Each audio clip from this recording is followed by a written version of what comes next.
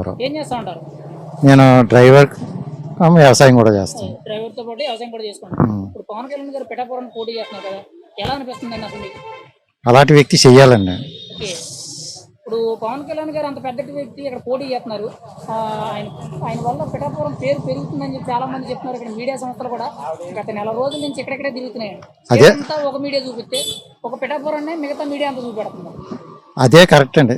ఎందుకంటే అలాంటి వ్యక్తి చేయడం వల్ల పిఠాపురానికి పేరు ఉంది. ఓకే, పిఠాపురం మరి వంగా గీత గారి పరిపాలన ఎలా అనిపిస్తుందండి ఈ 5 ఏళ్ళలో? మీకు పిఠాపురం ఏమైనా అభివృద్ధి జరిగిందా? ప్రస్తుతానికి ఏమీ అభివృద్ధి ఏం జరగలేదు. ఏలేరు ఆధునీకరణ అన్నారు, అది చంద్రబాబు గారు టైంలో మొదలుపెట్టారు, ఇప్పుడు వచ్చి చేయలేదు.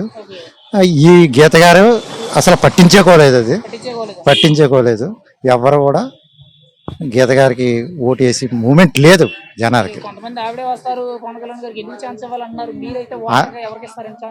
కొంతమంది అలాగంటున్నారు, కొంతమంది లోకల్ క్యాండిడేట్ కాదు అంటున్నారు. లోకల్ క్యాండిడేట్ ఎవరండి? సంగిశెట్టి వీరభద్ర గారు లోకల్ క్యాండిడేట్, ఎస్విఎస్ వర్మ గారు లోకల్ క్యాండిడేట్, మన నియోజకవర్గంలో క్యాండిడేట్లు.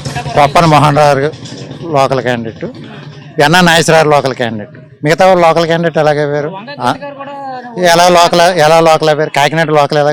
మన నియోజకవర్గం కాకినాడ ఎలాగైంది? అవదు కదా. ఎవరండి? ఇప్పుడు ఈ 5 ఏళ్లలో పిఠాపురంలోనే కాదు స్టేట్ లెవెల్లో కూడా అభివృద్ధి కానీ ఉచిత పథకాలు కానీ ఎలా అనిపిస్తున్నాయండి? స్టేట్ లెవెల్లో అంటే మోడీ గారి ప్రభుత్వంలో ఈయనైతే తీసుకురాగలరు.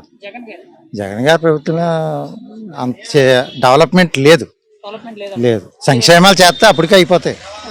సంక్షేమ పథకాలు ఇవ్వడం మంచిదేనంటారు. ఉచిత పథకాల మీద మీ అభిప్రాయం ఏంటండి? సోమరపోతులు చేయడమే. ఒక రోడ్డు వేయలేదు. ఇప్పుడు నాకు వ్యాన్ ఉందండి, బోల్ పెట్టుబడి అవుద్ది.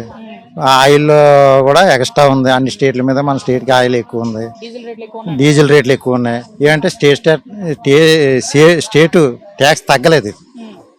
మనకు ఒకటి ఉంటే తెలంగాణకు ఒకటి ఉంటుంది. దాని మీద ఏముందంటే పెట్టుబడులు గోతుల్లో పడిపోతాయి, బళ్ళు పెట్టుబడులు అయిపోతున్నాయి. ఏ విధంగా వ్యవసాయ పరంగా కూడా ఉపయోగం లేదు. పవన్ కళ్యాణ్ గారు ఇక్కడికి వస్తే ఒకవేళ ఆయన సీఎం అభ్యర్థి కింద కూటమి అనేది గెలిస్తే ప్రతి రైతుకి సంవత్సరానికి 20,000 రూపాయలు ఆర్థిక సాయం చేస్తామంటున్నారు. ఈ హామీ అనేది మంచిది అనుకున్నారు మీరైతే? అంటే ఒక రైతు ఇప్పుడు అట్టడుగునున్నాడండి. రైతు అట్టడుగునున్నాడు. 10 ఎకరాల రైతు కూడా నా దృష్టిలో వేస్టే. మరి అలాంటి లెగ్గొట్టాలంటే ఇవ్వచ్చు ఇస్తే కదా. రైతు బాగుంటే కదా దేశం ఎన్నుమోక. ఎవరు? రైతు. బాగా జరుగుతుందని అనుకుంటున్నాను. మన పిఠాపురం అతను డబ్బుల మనిషి కాదండి. అతనికి ఏ ఆదాయం అక్కర్లేదు. అలాంటి చేస్తాడు. ఇతనికి ఏ ముద్ర పడలేదు. ఈ తప్పుడు మనిషి అని ఏ ముద్ర పడలేదు.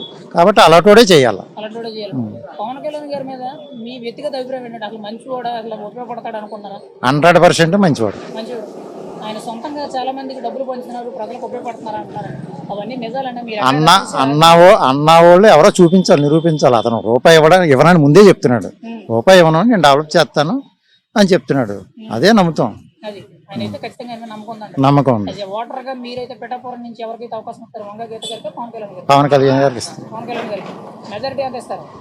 1,00,000 ఉంటుంది. 1,00,000 మెజారిటీ ఇస్తారు.